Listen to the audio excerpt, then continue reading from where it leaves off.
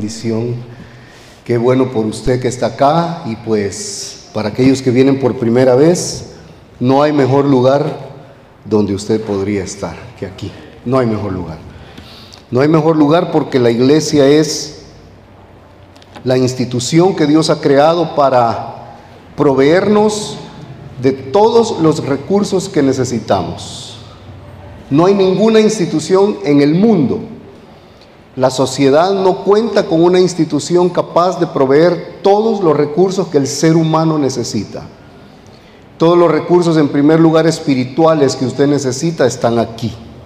¿Por qué? Porque aquí está Dios mismo, está el Padre, Hijo y Espíritu Santo obrando en medio de nosotros. Así que si usted está en un lugar donde Dios obra, donde Dios es real, pues entonces Dios a usted le va a dar todo lo que usted necesita espiritualmente. La iglesia es el lugar donde usted encuentra todos los recursos emocionales que necesita. Aquí somos sanados. Aquí venimos quebrantados de corazón. Aquí venimos vacíos, rotos. Yo llegué roto, yo llegué totalmente quebrado a la iglesia hace 22 años. Y el Señor me sanó. Aquí somos restaurados. Aquí somos liberados. Le habla a alguien que fue alcohólico 10 años, a los 12 años comencé a tomar hasta los 22 años y nunca pude salir en 10 años. Y con una oración el Señor me hizo libre hasta el día de hoy, hace 22 años. Aquí está todo lo que usted necesita. Aquí están todos los recursos económicos que usted necesita. ¿Por qué, hermano Iván? ¿Me van a dar dinero? No. Aquí quizá nadie le va a dar dinero, pero aquí usted va a conocer al Dios proveedor también, que es el Dios que tiene cuidado de sus hijos y que está pendiente de todas nuestras necesidades. Así que usted está en el mejor lugar. Y quizá usted viene por primera vez y ahorita está pensando, yo no sé qué estoy haciendo acá, porque yo lo pensé también la primera vez que entré a una iglesia cristiana. Habían 1000 preguntas en mi cabeza, pero en poco tiempo supe que era el lugar correcto. Así que usted está en el lugar indicado, en el lugar correcto. Vamos a la palabra, ¿les parece, hermanos? Vamos a ir por favor a Marcos capítulo 3. Marcos capítulo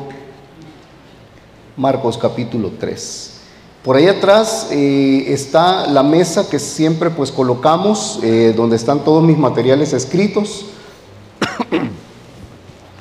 Y usted al final se puede acercar a adquirir todo lo que a usted le parezcan, ¿verdad? Escuché que hay una o dos personas por acá que ¿quiénes vienen por primera vez hoy? Levante su mano. ¿Quién viene por primera vez? Primera vez. ¿No hay?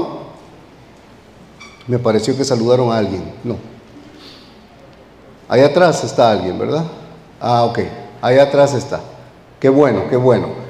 Muchas bendiciones para quien viene por primera vez. Bueno, vamos a ir. Me dice amén si tiene Marcos capítulo 3, por favor. Vamos a leer los versículos 1 y 2 y luego continuamos con la lectura. Dice así: otra vez entró Jesús en la sinagoga y había allí un hombre que tenía seca una mano. Y le acechaban para ver si en el día de reposo le sanaría, a fin de poder acusarle. Hasta ahí leemos. Gracias, Señor, por este momento, por el privilegio que me das de compartir ante esta hermosa congregación, Señor, y ahora disponemos nuestro corazón para que tú nos hables. Disponemos nuestra atención para que tu palabra haga en nosotros aquello para lo que fue enviada y para lo que es enviada, y que cumpla su propósito en cada uno de nosotros, Señor. Gracias en el nombre de Jesús. Amén y amén. Puede tomar su lugar.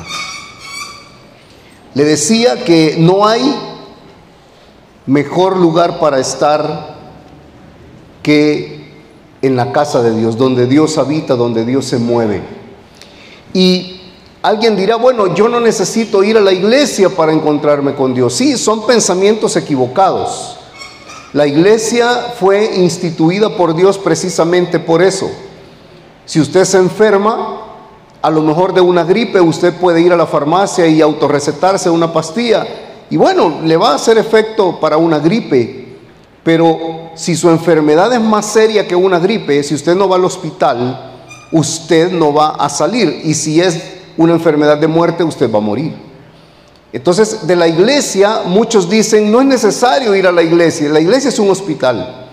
Es el hospital donde Dios va a sanar todas nuestras enfermedades. Y estamos en ese proceso.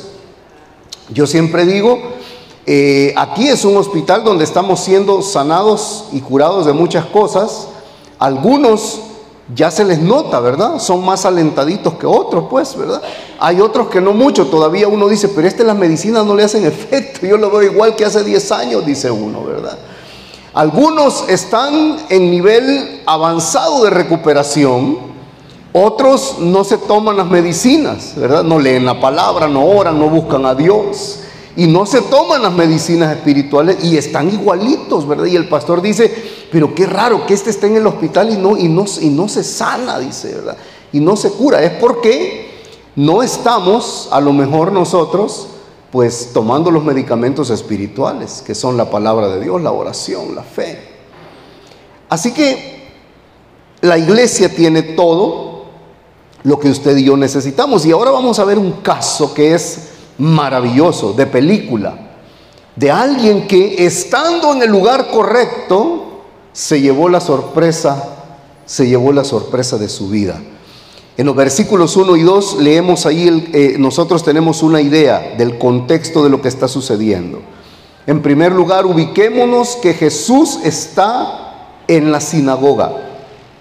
Está en la sinagoga y nos habla acá de un milagro que recibió un muchacho que estaba ahí. Ahí había alguien que recibió un milagro. Pero acá en este milagro hay dos temas importantes que debemos ponerles mucha atención. En primer lugar, debemos ponerle atención que era día de reposo. Era un día de reposo. Era un día sagrado para el judío.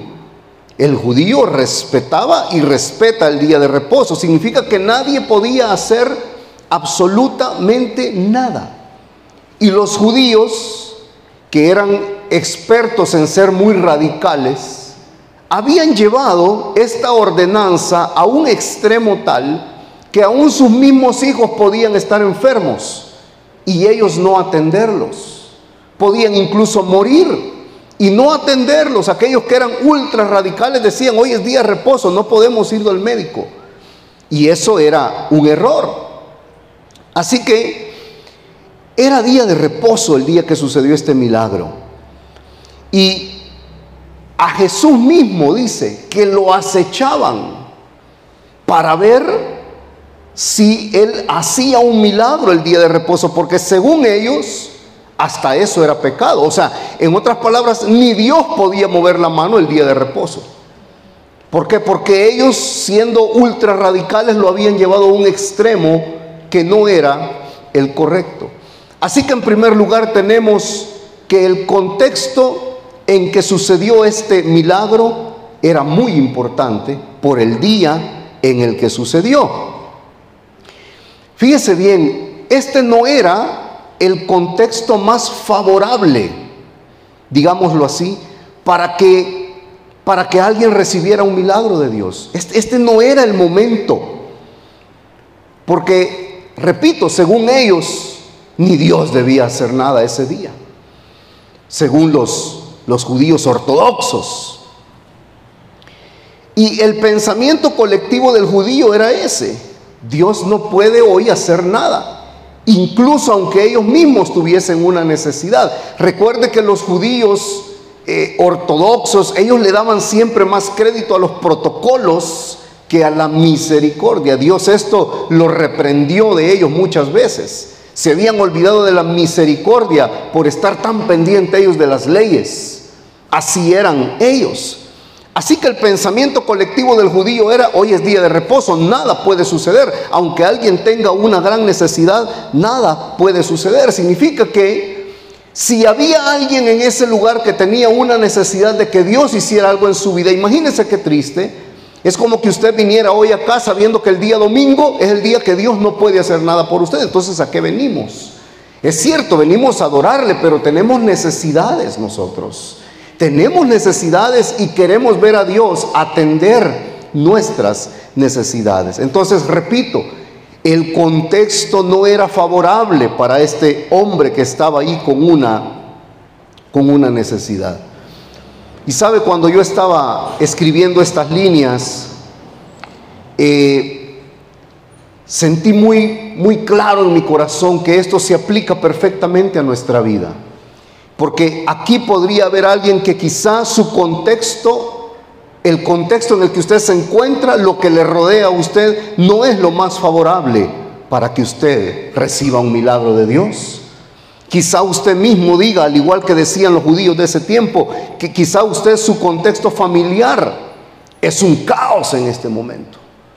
Y su contexto familiar a usted le dice que es imposible que algo bueno suceda en su vida, porque su familia se está cayendo a pedazos. Puede haber un caso de infidelidad quizás, puede haber casos tan graves que son tan desalentadores para la vida de cualquiera, que usted diga: en este momento yo no puedo recibir nada porque mi vida es un caos.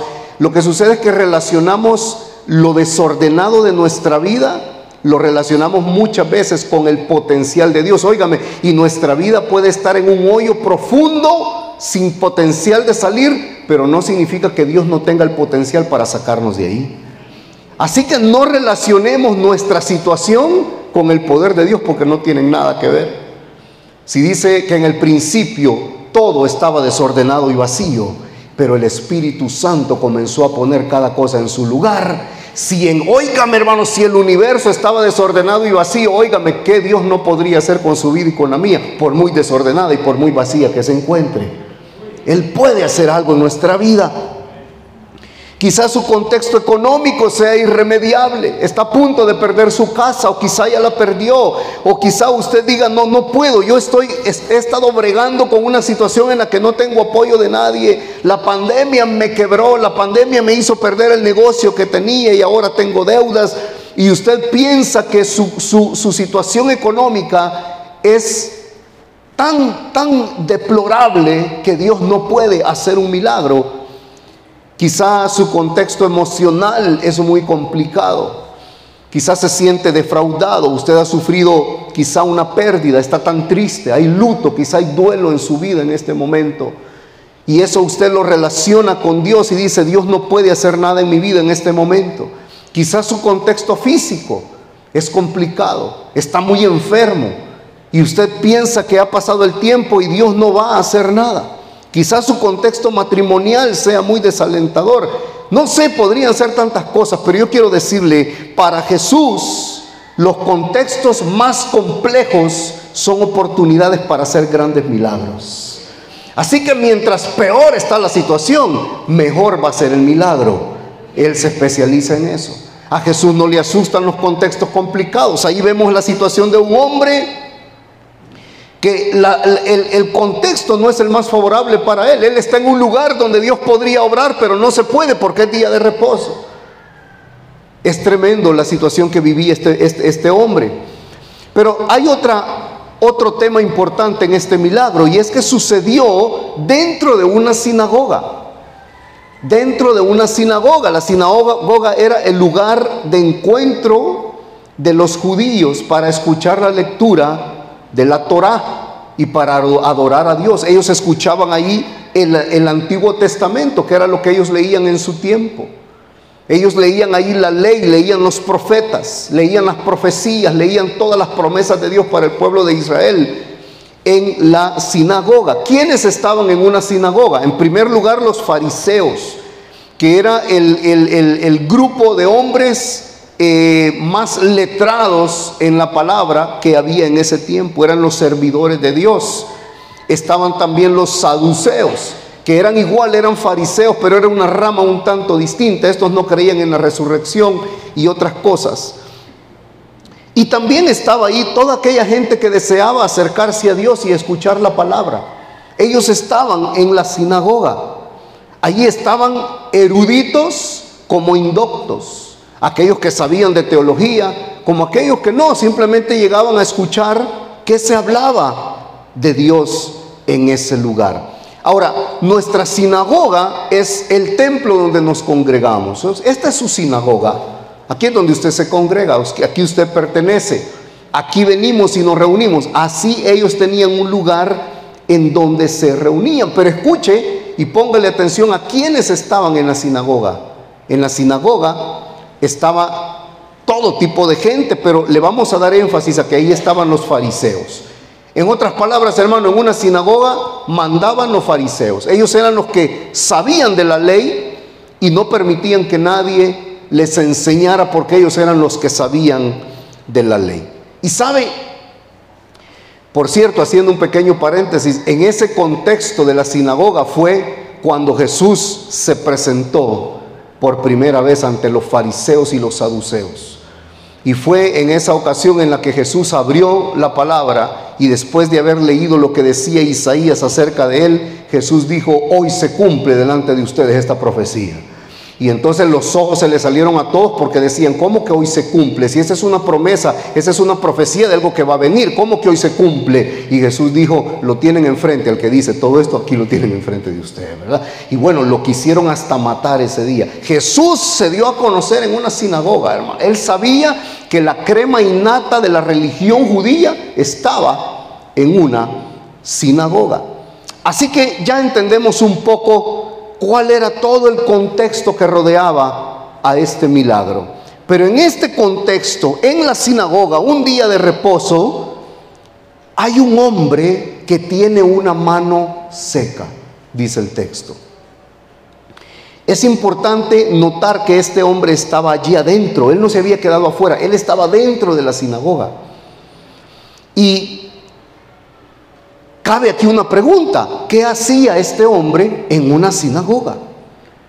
Hay varias opciones. Podía haber sido un curioso, nada más. Ahí podía entrar cualquiera, y allí estaba quizá él como un curioso así, ¿verdad?, levantando la cabeza para ver a los fariseos leer la ley, y allí estaba como un curioso. O si no, a lo mejor llegaba a pedir dinero. No tenemos ninguna referencia de eso, pero no podría ser.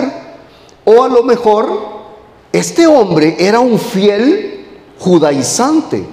Es probable que este hombre era un hombre que incluso conociera la ley, los profetas, conociera muy bien. De hecho, decirle que pues todo judío conocía de la ley y los profetas, pero había gente que la estudiaba mucho. A lo mejor este hombre era un estudioso o simplemente un visitante. Pero quiero que le demos énfasis ahora a la enfermedad que él tenía. Dice que él tenía seca una mano. Y yo me puse a investigar esto. Tengo amigos médicos y por cierto tengo un amigo que es ortopeda, y entonces yo le llamé y le mencioné el texto, y yo le pedí su opinión médica. Ortopeda, así que de que sabía. Y entonces él me dijo: muy probablemente lo que sucedía con este hombre es que él tenía estropeado el nervio cubital, me dijo. El nervio cubital, que es un nervio que conecta desde la clavícula hasta la mano. Y entonces él me explicó. Yo le pregunté: me llama la atención una cosa, si tiene la mano seca, ¿por qué no se la habían cortado? Porque si la mano ya no servía, debía haberse gangrenado y debían haber cortado la mano, pero no, la mano ahí estaba. Y entonces él me explicó: sí, no es un tema sanguíneo, la sangre aún estaba circulando, era un problema de conectividad de un nervio. Y entonces a mí eso me lo aclaró y entendí, ¿verdad? Entonces él me explicó, ¿verdad?, cómo podía haber estado esa mano. Así que, hermanos, la enfermedad de este hombre era un deterioro, un daño, no dice si de nacimiento, en el nervio cubital. Y ese nervio, me dijo el doctor, el problema que tiene es que no recibe impulsos eléctricos, y por eso la mano no tiene movilidad. Y entonces yo estaba notando todo lo que él me decía, impulsos eléctricos, qué interesante eso, dije. En la iglesia hay muchos que son eléctricos, ¿verdad? Pero no solo de la mano, sino que son eléctricos. Pero me dice el doctor, no recibe impulsos eléctricos. Entonces por eso tenía la apariencia como de una mano marchita, ¿verdad? Era una mano más flaquita porque no tenía movilidad y sus músculos estaban ya pues muy dañados. Así que eso es lo que tenía este hombre. Este nervio cubital estaba desconectado de las terminaciones de la mano y por eso la mano estaba muerta, la mano estaba seca. Desde el momento que yo pues me metí en esta lectura, a mí me llamó tanto la atención y yo sentía que Dios había algo acá para nosotros. Así que yo comencé a preguntarle al Señor, ¿cuál es la aplicación acá para nosotros? Y definitivamente había muchas maneras de aplicarlo a nuestra vida, hermano, porque sabe, este hombre estaba dentro de la sinagoga, pero había algo en él que no funcionaba, estaba seca su mano. Y sabe, usted y yo podemos estar dentro de la sinagoga como este domingo lo estamos acá. Podemos estar acá y nadie dentro de nosotros saber, como nadie lo sabía de este hombre quizás, o quizás algunos conocidos, y si era primera vez que llegaba, pues quizás nadie se había percatado de ello, pero podríamos estar secos por dentro, podríamos estar secos espirituales, podríamos nada más estar asistiendo a la iglesia. Y quiero decir algo que es muy pues feo decirlo, pero decirle, hermano, que hay mucha gente en la iglesia que llega y está seca. Está sentada en la iglesia, podríamos incluso servir en la iglesia, pero estar secos por dentro, estarnos marchitando y no habernos dado cuenta. Justo ahora en la mañana, antes de salir, mientras nos estábamos alistando, estaba viendo unos testimonios y vi el testimonio de una golfista de Argentina. Su testimonio es muy bonito y ella cuenta cómo el golf le había dado todo, fama, fortuna y muchas cosas, pero ella cuenta cómo estaba vacía y dice que por irse a jugar a unos campos a no sé dónde se trasladó a vivir con una amiga, y cuando llegó a vivir donde ella se dio cuenta que esta amiga era cristiana y que tenía muchas amigas cristianas, y cuenta cómo poco a poco la fue envolviendo toda esa atmósfera hasta que ella un día supo que necesitaba al Señor en su corazón. Pero ella decía, me di cuenta que no tenía nada. Y sabe, en la iglesia hay mucha gente que está, pero tiene tantas necesidades y nadie lo sabe, e incluso se empecina en negárselo a Dios mismo. Lo seco es algo que no tiene vida, porque no recibe vida, por eso no tiene vida. Es como la tierra cuando no recibe agua, la tierra se seca, ¿verdad? Es como las plantas se secan si no reciben la vida que hay en el agua. Así que podemos estar secos de muchas maneras, querido hermano. Podemos estar secos en nuestra alma. Nuestra alma está compuesta por nuestra voluntad, nuestras decisiones, nuestras emociones. Eso es nuestra alma, es todo eso. Es la parte más complicada que tenemos nosotros. Si usted me pregunta, yo creo que Dios en algo pasa muy ocupado y es en nuestra alma, porque el alma es complicada. Por eso es que el salmista en algún momento dijo, ¿de qué te abates, oh alma mía? Dijo el salmista. ¿De qué te abates? O sea, el salmista llegó al punto en el que se dio cuenta que su alma lo molestaba tanto, hermano. Porque es cuando usted dice, yo mañana me levanto con una mejor actitud, pero en la mañana, cuando usted se levanta, su alma le ganó la batalla, ¿verdad? Y usted dice, nadie me quiere, todos me odian, me voy a comer un gusanito, ¿verdad? Y usted anda deprimido, y usted anda triste, y usted anda que usted no quiere saber nada de la vida. Que es su alma la que tiene el control. El alma tiene el control de las decisiones. Es el alma la que nos gobierna. El alma nos lleva a tomar las malas decisiones que tomamos. Es el alma. Por eso es que el salmista lo dijo con angustia. ¿De qué te abates? Como quien dice, el salmista se dio cuenta que estaba tan afligido, pero él no se quería afligir. No sé si le ha pasado a usted que usted no se quiere afligir, pero siempre anda afligido. ¿Quién lo aflige? Es su alma. Por eso es que dice la Biblia que el corazón es más engañoso que todas las cosas. Es el alma. El alma le dicta pensamientos a nuestra mente y andamos angustiados. Entonces el salmista le habló a su alma. Dijo, ¿a quién más le voy a hablar si aquí adentro la tengo? Dijo, aquí no es ni el diablo ni Dios la cuestión. Aquí es mi alma, es el problema. ¿De qué te abates, oh alma mía?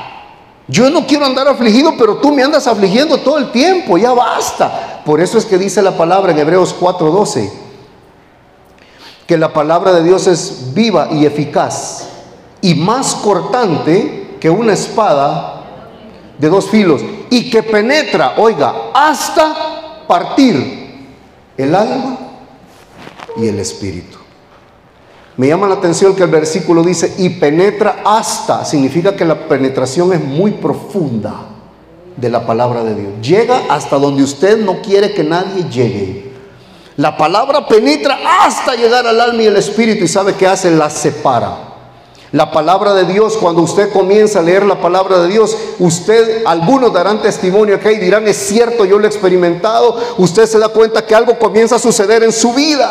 Se da cuenta que simplemente lo que está haciendo no es correcto, no sirve, esa ruta no es la correcta. Y usted para en el camino y dice, ¿qué estoy haciendo? Esto no está bien, esto no está correcto. Y su esposo le dice, amor, pero es lo que siempre hemos hecho. No, pero no está correcto, hay algo que me dice que no. Es que el alma se está separando del espíritu, y es el Espíritu Santo el que está tomando control en esa vida. Eso es lo importante de leer la palabra, queridos hermanos. Usted puede venir a la iglesia todos los días del año, pero si no lee la escritura, el alma y el espíritu es un revoltijo que nosotros mismos no sabemos cómo llevar. Pero cuando comenzamos a leer la palabra, hay una cirugía, hermano. Algunos aquí tenemos mucho tiempo en el quirófano, déjeme decirle. No le tenga miedo al quirófano, vaya al quirófano y el Señor va a meter la espada. Y cuando Él meta la espada, separará el alma del espíritu. Y cuando separe el alma, usted se verá al espejo y usted llorará y usted dirá, no funciona, no sirve lo que soy, no sirve lo que estoy haciendo. Y un día dijo Pablo, miserable de mí, dijo Pablo. ¿Por qué dijo eso? Porque Pablo pasaba tanto tiempo en el quirófano, hermano, que Pablo se pasaba viendo por dentro. Y Pablo un día dijo, miserable de mí, soy un miserable, ojalá me muriera, dijo Pablo. ¿Por qué dijo eso? Porque se conoció a sí mismo a través de la palabra. Y cuando nos conocemos a nosotros mismos, ¿qué viene? Viene el entendimiento de que es Jesús el que debe tomar el control. Viene la identidad correcta para nuestra vida. No creo ni más ni menos, creo lo que la Biblia dice que yo soy. Así que en nuestra alma podemos estar secos en nuestra voluntad, sin movernos hacia ningún lado, estáticos, sin anhelo de nada, sin propósitos en nuestra vida. Qué cosa más terrible, ¿verdad? Dicen por ahí que el hombre comienza a ser feliz cuando descubre el propósito que hay en su vida. ¿Sabe que hay una depresión que los psicólogos lo llaman depresión blanca? Y esa depresión es cuando el psicólogo ve al paciente, que por lo general pueden ser adolescentes, y el psicólogo dice, no tiene nada. Le dice a los papás, pero él está en depresión, se quiere tomar 40 pastillas, dice el papá. Y el psicólogo dice, no tiene nada, tiene depresión blanca. Vaya a ponerlo a lavar el carro, vaya a ponerlo a trapear, vaya a ponerlo a hacer algo a la casa, y va a ver que le va a pasar la depresión blanca. Lo que tiene es que no ha encontrado el propósito, es un vago, es un aragán que no quiere hacer nada, y por eso está deprimido. Depresión blanca. Entonces, cuando venimos al Señor, hermano amado, ¿sabe qué sucede? El Señor comienza a mostrarnos propósitos en nuestra vida. Decía esta golfista ahora en la mañana, decía, el día que me di cuenta que no era el golf el propósito de mi existencia, comencé a ser feliz, dijo ella.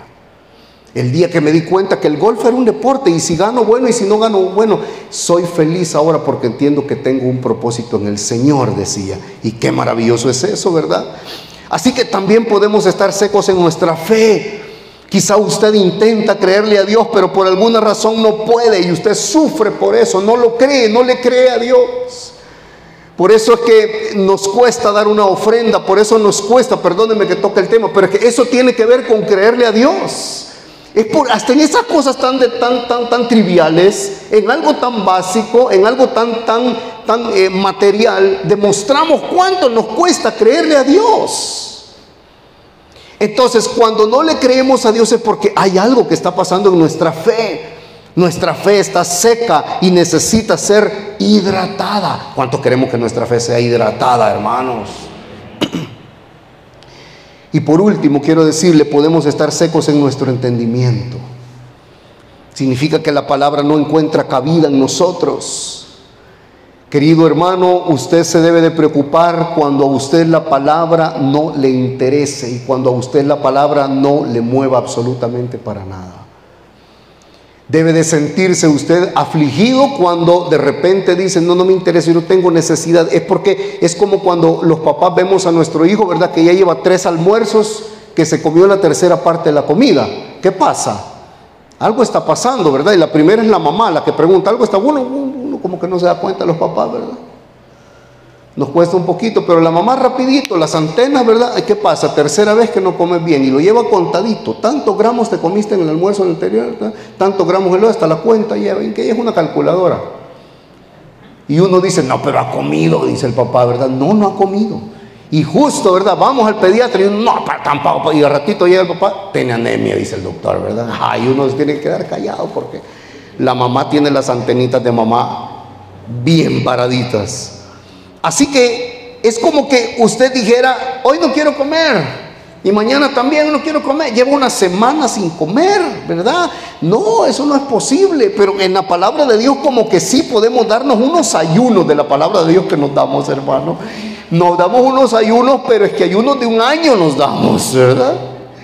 Es terrible. Pero yo quiero decirle algo, querido hermano, no importa lo que esté sucediendo justo ahora en su vida. No importa lo complicado que sea su contexto, no importa lo mal que todo se vea, si usted está en la sinagoga, aunque sea día de reposo, aunque a usted su vida entera le grite que no se puede, óigame un momentito, porque ahí estaba alguien adentro también que estaba a punto de romper los protocolos e iba a ser un milagro también. Así que yo no sé qué situación sea la suya, pero óigame, a Jesús le encanta saltarse esos protocolos y simplemente hacer milagros en nuestra vida. Dice el versículo 3, entonces dijo al hombre que tenía la mano seca, levántate y ponte en medio. Levántate y ponte en medio. Por cierto, Jesús sabía que ahí estaban los fariseos, ¿verdad? Y sabía que lo estaban buscando y conocía el corazón de ellos y conocía sus pensamientos. Óigame, ¿sabe usted? Esto era un hobby. A Jesús, si hago algo, y yo sé que yo le voy a preguntar, Señor, cuando lo vea, yo le voy a decir, ¿verdad que disfrutabas eso? Me va a decir, sí, lo disfrutaba. Cuando él se paraba enfrente de en medio de la sinagoga o en medio del montón de gente y estaban los fariseos cerca al día de reposo, Jesús les decía a los apóstoles, vayan a buscarme 6 fariseos. Y al rato regresaban, ahí está aquel, pues ahí voy, decía, tráiganme a los enfermos que los voy a sanar. Señor, pero, pues ahorita, porque es día de reposo, decía Jesús, ¿me entiende, verdad? Y los fariseos se agarraban el pelo y no hallaban para dónde agarrar y para dónde gritar, hermano. Ponían el grito en el cielo, pues los fariseos, ¿verdad? Hermano, porque a Jesús le encantaba romper el protocolo el día de reposo. Porque él mismo dijo, yo soy más que el día de reposo. Y eso para los fariseos era algo inaceptable. ¿Sabe? Jesús lo llama a él. ¿Qué espectáculo debe haber sido esto? Le quiero invitar, con el permiso del pastor, lo quiero a que usted vea una serie. Ahí, en los ratitos que tenga tiempo, ¿verdad? Anótela si quiere. Se llama The Chosen, Los Escogidos. Es una aplicación que tiene que descargar. Es una serie hecha en una iglesia cristiana. Y es una serie, es lo mejor de lo mejor que yo personalmente he visto que tenga que ver con la fe. Es maravillosa la serie, véala. Le va a alumbrar el contexto de cómo fueron muchas cosas, muy bonita, se la recomiendo, ¿sí? Así que en lugar de que esté viendo no sé qué ve, ¿verdad? Y no sé, ¿verdad? Caso cerrado, mejor The Chosen. Va a aprovechar más el tiempo ahí. ¿Está entendiendo, hermano? Hay mucha gente que no recibe un milagro en su vida porque no está dispuesta a ponerse en medio. Jesús le dice a este hombre, ponte en medio. Este hombre probablemente escondía su mano. Tal vez sí. Puede ser que él tuviera un poco de vergüenza, pero Jesús lo expone. Le dice, ponte en medio. Es como que si Jesús le está diciendo, te quiero exponer qué es lo que tú tienes. tu debilidad, tu necesidad delante de toda esta gente, delante de todo el mundo, para que la gloria de Dios sea manifestada en tu vida. Si usted está dispuesto a ponerse en medio significa, hermano, la aceptación, la urgencia que hay de que Dios haga algo en nuestra vida. Hay gente que se está muriendo por dentro, pero viene, se sienta y sale como que si nada está sucediendo, querido hermano. Oiga, me quiero decirle, yo no sé de dónde lo aprendí, pero cuando yo conocí al Señor, hermano, mire, yo corrí al altar, hermano. Yo no le voy a pedir ahora que corra al altar, pero yo corría al altar. Yo me tropezaba por llegar al altar. Yo corría al altar a que Dios hiciera algo en mi vida. No hay nada, no hay magia aquí. No hay magia aquí. El mismo poder que hay aquí en el altar está en todo este lugar, porque aquí está Dios. Pero no es el lugar lo que Dios ve el corazón, Dios ve la actitud. Yo corría, yo no le puedo decir cuántas veces yo sé que allí en el altar Dios me solucionó algo a mí. Usted me puede decir, pero lo puede hacer atrás, pero lo hizo adelante, porque él veía el corazón, veía la actitud. Por eso el Señor le dice a este hombre, ponte en medio. Y este hombre se puso en medio. Hay hombres que vienen a la iglesia y tienen vergüenza, tienen pena de exponer su necesidad delante de Dios. Usted tiene que derramar su alma delante de Dios, decir, yo te necesito, Señor. Si es que a dónde iré si nadie más tiene palabras de vida. Oh Señor, yo tengo tanta necesidad de ti. Nos es tan urgente exponer nuestra necesidad humildemente delante de Dios, hermano. Doblar nuestra cerviz delante de Dios. Estuve en una iglesia un día del Padre y terminé de predicar, y entonces yo hice un llamado así como muy agresivo. Yo llamé a todos los muchachos huérfanos al frente, y pasaron muchos jóvenes, y entonces yo estaba ahí, yo me sentía que no había que hacer, yo quería ir a orar por ellos, ¿verdad? Y entonces pasó el pastor general también, y yo dije, pasen por favor papás, vengan papás a orar. Hermano, y se me quedaban viendo todos los hombres que estaban ahí, que nadie pasaba, hermano. Mire, yo sentía, de todo sentía, le quiero confesar. Me dio, hermano, me molestó tanto ver esa actitud. ¿Por qué? Porque es falta de humildad muchas veces. Ahí estaban los muchachos, yo sentía la necesidad de que ellos vinieran a orar por los jóvenes. No venían porque nos hace falta humildad, reconocer que necesitamos de Dios, hermanos, en nuestra vida. Si usted necesita ser salvo, si usted no le ha entregado su vida a Cristo, quizá usted ha venido aquí 5 o 10 veces, y qué bueno, no deje de hacerlo. Pero yo le pregunto, ¿qué está esperando para entregarle su vida a Cristo? ¿Por qué hay que buscarle? ¿Por qué hay que ir a su silla a decirle, óigame, Jesús no está rogándole a nadie que venga a Él? Él ya en la cruz pagó por sus pecados. Óigame, nosotros deberíamos de suplicarle misericordia y que nos permita ser hijos suyos. Y que nos permite que por favor escribe mi nombre en el libro de la vida. Señor, deberíamos de suplicarle nosotros a Él. ¿Por qué no usted no se pone en medio? ¿Por qué no dice, yo no le he entregado mi vida a Cristo, yo lo necesito al Señor? Y usted pedirle a Dios que venga a su corazón. Si usted necesita ser salvo, tiene que aprender a ponerse en medio, como lo hizo este muchacho, exponer humildemente su necesidad delante de Dios. Si usted sabe que desde hace mucho tiempo usted no percibe la presencia de Dios, usted siente que es lo mismo, lo que aquí puede ver la gloria de Dios en mucha gente, pero usted siente que nada sucede en usted, póngase en medio y dígale a Dios, yo Señor, yo no siento nada, me preocupa, yo necesito percibir tu presencia, Señor. Si usted se siente descartado por todos, si usted siente que el mundo entero no le ama, usted póngase en medio, porque Jesús le espera para tocar esa mano seca, cualquiera sea la circunstancia, su situación económica. Póngase en medio para que el Señor toque esa mano seca y haya milagros en medio de nuestra vida, hermano. Sus hijos no están en casa, su hijo se fue, su hija se fue. Póngase en medio y dígale a Jesús, Señor, yo hoy necesito, toca mi mano seca para que haya un milagro hoy aquí delante de todos. Y yo creo que el Señor va a hacer milagros en nuestra vida. ¿Sabe? Creo que ya lo he contado, pero en una oportunidad, en un instituto, por cierto, en el Thomas Jefferson, allá en Sonsonate, terminamos toda una campaña evangelística que habíamos tenido ahí, compartiendo la palabra a todo el alumnado del instituto. Por cierto, el pastor Jaime comentó al principio de esa oportunidad que estuvimos en ese instituto, y yo me acuerdo que el pastor Jaime llegó. Yo no me acuerdo si andaba solo pastor o alguien más. Sí, ¿verdad? Allá andaba el pastor Jaime. Yo no lo conocía bueno, no sé de dónde salió, pues, ¿verdad? No sé de qué palo cayó. Pero allá andaba el pastor Jaime, y yo me acuerdo que, bueno, ahí estuvimos la bendición y todo, ¿verdad? Y en la noche, bien, no lo olvido, yo estaba en Cojutepec donde el pastor Coqui Tejada. Y en la noche se dio la oportunidad de que yo viniera a compartir todavía allá, ¿verdad, pastor? Allá, ¿verdad? Sí. Y bueno, ahí fue donde nos conocimos y nació esta amistad con su iglesia, con sus pastores.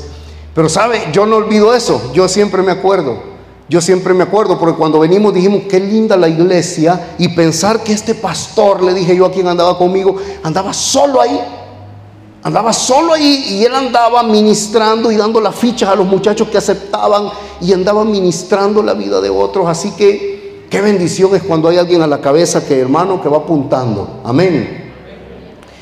Y bueno, estoy allí, y cuando yo estoy arreglando mis cosas para irme, quitando mi computadora y todo, se asoma un muchacho, altote me acuerdo, y llegó a la puerta, y yo me acerqué y le digo, ¿buscas a alguien? Y él me dijo, quiero hablar con usted. Y venía con la mochila puesta aquí, y entonces entramos al salón y yo puse 2 pupitres y nos sentamos. Y cuando le pregunté, ¿qué te pasa?, él se tiró a llorar al pupitre, a llorar. Era un muchacho de 3er año, yo le pregunté cuando entramos, y se tiró a llorar en el pupitre. A mí me sorprendió mucho eso, y lo dejé llorar, y al final, cuando ya pudo hablar, pero llorando, hermano, empapado en lágrimas, me dijo, es que yo le pedí a Jesús que viniera a mi corazón, me dijo, y Jesús no quiso entrar. Y entonces yo me rasqué la cabeza, me acuerdo, yo le dije en son de broma, ¿verdad? Mira, pero qué profundo lo que me estás diciendo, ¿cómo sabes que no entró?, le dije yo, ¿verdad? Y él me dijo, es que usted no sabe quién soy yo. Y yo le dije en broma, sorprendeme, le dije. Y me empezó a decir cosas de él muy feas para un muchacho de 3er año de bachillerato. Había hecho cosas muy feas, estaba metido en muchos líos bien feos. Pero al final de contarme todo, en sí tiró a llorar otra vez en el pupitre. Entonces su dolor era que él pensaba que Jesús no había entrado a causa de lo malo que él era. Y entonces cuando él se incorporó, mientras él lloraba, yo oraba. Yo le pregunté, Señor, ¿qué le contesto? Yo no sabía qué decirle, pero mi respuesta fue, ¿sabes cuál es la evidencia de que Jesús ya entró en tu corazón?, le dije. Es este dolor que estás sintiendo ahorita. Únicamente cuando el Espíritu Santo viene a nuestra vida hay dolor por nuestros pecados, le dije yo. Pero si tú sientes dolor ahora es porque ya entró. Y él se sentía contento, se sorprendió mucho cuando yo le dije esto, y oramos. Y fue una gran bendición. Y sabe, el Señor se paró en la sinagoga y llamó a este hombre y lo expuso para hacer un milagro en su vida en el contexto menos favorable. Este muchacho pensaba que por lo que él había sido en su vida, Dios no podía entrar en él. Pero yo le quiero decir esta mañana, es todo lo contrario. Hermano, mientras el hoyo sea más profundo, con mayor deseo y con mayor urgencia el Señor va a venir a sacarnos del hoyo, porque Él es el que rescata del hoyo mi vida y me corona de favores y misericordias. ¿Cuántos necesitamos un milagro? ¿Habrá alguien hoy que necesite un milagro aquí? Amén. Yo le quisiera pedir que cierre sus ojos un momento, por favor. Cierre sus ojitos. Cierre sus ojos.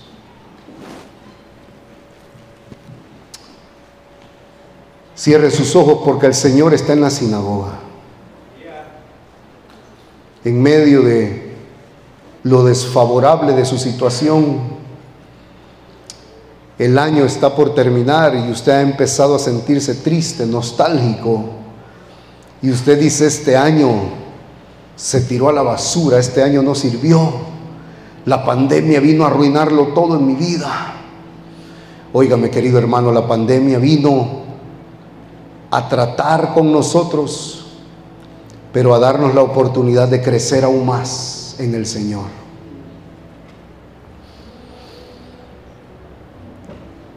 Quizá usted dice, yo tengo tanto de no trabajar, y que me vengan a decir ahora que Dios va a hacer un milagro, ya pues me cuesta creerlo. Pero yo le vengo a decir ahora, en el nombre del Señor, póngase en medio y exponga su mano seca, porque el Señor va a hacer milagros hoy entre nosotros. Señor Jesús, aquí hay muchas necesidades entre nosotros. Hay muchas situaciones que se han secado, que se han marchitado ya.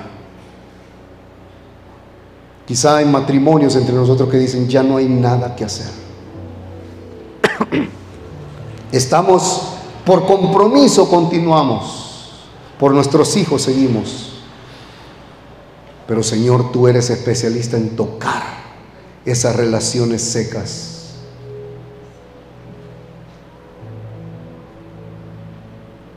El Señor va a tocar áreas financieras secas, marchitas, que usted dice, ya no más, no me funciona nada. Soy una persona infructífera. Nada de lo que hago me funciona. Intento una cosa, otra, algo sucede. Como que si se secó en mí el potencial de crear algo, de crear recursos. Deje que el Señor toque esa mano esta mañana.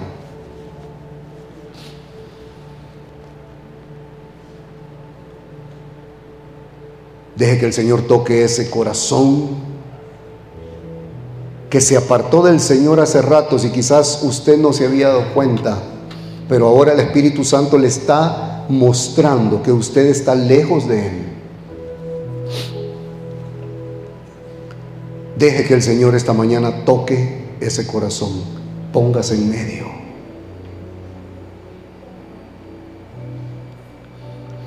Señor Jesús, quizá que hay enfermedades muy graves entre nosotros. Quizá hay cáncer entre nosotros. Y mi hermano, mi hermana está muy preocupado, muy angustiado. Ha estado pensando cosas terribles en el futuro. Pero en medio de la sinagoga tú tocaste a un hombre que tenía su mano seca. Toca hoy esos cuerpos enfermos, Señor. Muévete, Señor Jesús, en la sinagoga.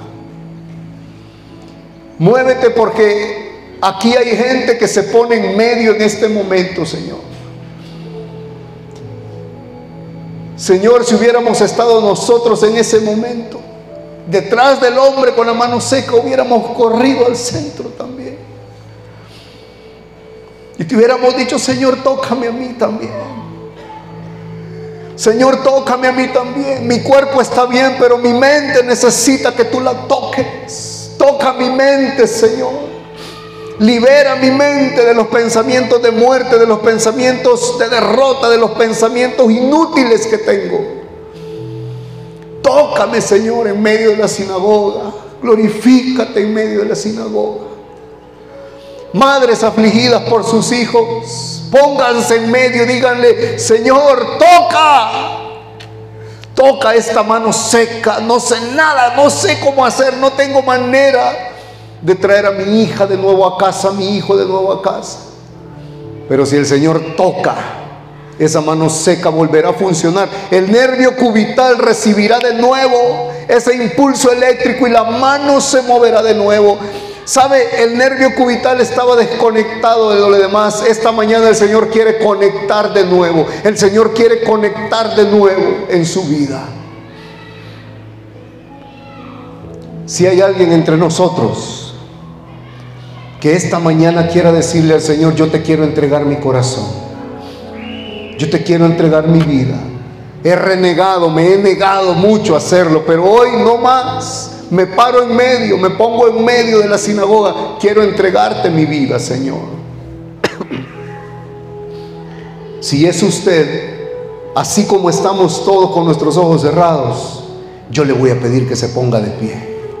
Si es usted, póngase de pie. El Señor le llama en la sinagoga. Gracias, ya le vi, qué bueno. Si hay alguien más que esta mañana quiera decir, oh, yo me pongo en medio, a mí me está llamando el Señor. Yo tengo una mano seca que es mi vida, es mi corazón. Gracias, qué bueno, ya le vi con su bebé, qué bueno. ¿Alguien más quiere decir, oh, ¿Habrá algún joven aquí que quiera decir: yo no puedo negarlo más? Hay algo seco en mí, mi corazón, mi alma está seca. Yo necesito que el Señor me imparta vida. Gracias, ya le vi, qué bueno. ¿Alguien más quiere decir hoy yo? Vamos, ¿habrá alguna señorita aquí que sabe que necesita? Hoy sabes, el Señor te está llamando en medio. Puedes ver a Jesús en medio, parado en la sinagoga diciendo: ponte en medio. Ponte en medio, y muchas veces te has negado, pero ahora el Señor te está viendo y te está llamando a ti. Ponte en medio, no lo niegues más y entrégale tu vida a Cristo. ¿A dónde estás? Ponte de pie, ponte de pie. ¿A dónde están esos muchachos que necesitan hoy ponerse en medio? Si tú escuchas el llamado que el Señor te está diciendo a ti, es contigo, ponte en medio. No, pero todo está bien, quizás estás diciendo, pero quizás en el corazón tú sabes que el Espíritu Santo te está diciendo: no, te está llamando Jesús, ponte en medio. Hay algo que está seco, ponte en medio. ¿Habrá algún papá que esté aquí hoy que sabe que necesita entregarle su vida a Cristo? Este es el momento. Este es el momento. Este es el momento. Quizá usted viene hoy frustrado aquí. Quizá usted, como la cabeza de su casa, se siente frustrado, desalentado. Pues el Señor lo llama hoy, le dice: ponte en medio, vamos a hablar de esa necesidad, voy a tocar eso que está seco. Gracias, ya te vi, qué bueno. ¿Alguien más? ¿Alguien más quiere decir hoy: qué bueno, qué bueno, qué bueno? ¿Habrá alguna mamá que quiera decir hoy: yo necesito entregarle mi vida a Cristo? El Señor le está llamando a usted, le está diciendo: ponte en medio. Si me pueden ayudar los servidores para que ellos que están de pie puedan venir un momentito aquí al frente para que oremos. Venga, por favor, ahí le va a ayudar un servidor a llegar acá al frente. Mire, qué bueno, viene doble bendición acá. Mamá con su bebé, mire qué bendición, qué bueno. ¿Alguien más? ¿Alguien más quiere decir esta mañana: mire, aquí viene alguien más, qué bueno? Ponte en medio, ponte en medio. El Señor va a tocar hoy esas áreas. Y mire, lo principal, la salvación. La salvación. Después de esto que venga cualquier cosa, hermano, pero mire, la salvación es primero. ¿Alguien más quiere decir hoy yo? Póngase de pie, quiero verlo. ¿Alguien más? ¿Puedes escuchar ese llamado del Señor que retumba en tu corazón diciéndote: ponte en medio? Exponte ahora, exponte. No quiero hacerlo en secreto, dice el Señor: exponte, ponte en medio. Ponte en medio y me voy a glorificar en tu vida. No te avergüences de mí para que yo no me avergüence de ti en presencia de mi Padre. Ponte en medio. Última vez, ¿alguien más quiere decir yo? Póngase de pie, por favor. Si no hay nadie más, a mis hermanos que están al frente, yo voy a hacer una oración muy sencilla y les voy a pedir que ustedes repitan después de mí, por favor, lo siguiente. Díganle así, háblenlo con su boca a modo que ustedes mismos escuchen, pero díganselo con pasión, díganselo con amor al Señor. Díganle así: Señor Jesús, esta mañana he escuchado tu llamado. Me estás llamando a entregarte todo, y aquí estoy públicamente. Me he puesto de pie en la sinagoga, Señor. Te entrego mi corazón, te entrego mi vida. Escribe mi nombre en el libro de la vida, porque yo desde ahora estoy seguro que soy una nueva criatura. Reconozco que no puedo ver al Padre si no es por ti, y que solamente tu sacrificio en la cruz del Calvario me ha librado de todos mis pecados. En tu nombre, Señor, me declaro una nueva criatura desde ahora y para siempre. Y creo, como dice tu palabra, que las cosas viejas pasaron y que todas son hechas nuevas. Amén y amén. Les damos un gran aplauso a nuestros hermanos. Que Dios les bendiga ricamente. Pueden pasar a su lugar, por favor. Póngase de pie, hermano, por favor, 30 segundos. Apúrese que el pastor Jaime me viene a quitar el micrófono. Póngase de pie rapidito, levante sus manitas al cielo. Rápido, rápido, rápido, rápido. Póngase de pie. Levante sus manos. Levante sus manos, levante sus manos. El año puede terminar muy diferente. El hacedor de milagros está aquí. El hacedor de milagros está aquí. Viendo quién se pone en medio. Viendo quién le dice: toca mi mano. Esto no funciona, Señor. Dígaselo ahí donde está con sus palabras, como usted lo entienda, como usted lo interprete. Dígale: Señor, esto no funciona en mí, pero si tú lo tocas, si tú lo tocas, si tú tocas mi mente va a cambiar. Si tú tocas mi corazón, si tú tocas, Señor, eso en mí, si tú tocas a mi familia, si tú tocas, Señor, mi negocio, si tú tocas mi cuerpo, si tú tocas mi visión, si tú tocas mi manera de ver las cosas, si tú tocas mi vida, algo va a pasar en mí.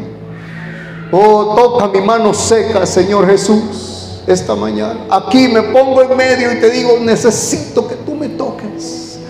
Oh, necesito que tú me toques. Toca, Señor Jesús, toca a mi familia, toca a mi esposo, toca a mi esposa, tócale. Y sin duda te van a conocer.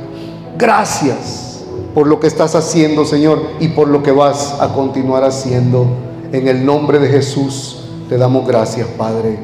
Amén y amén. Que Dios les bendiga, queridos hermanos.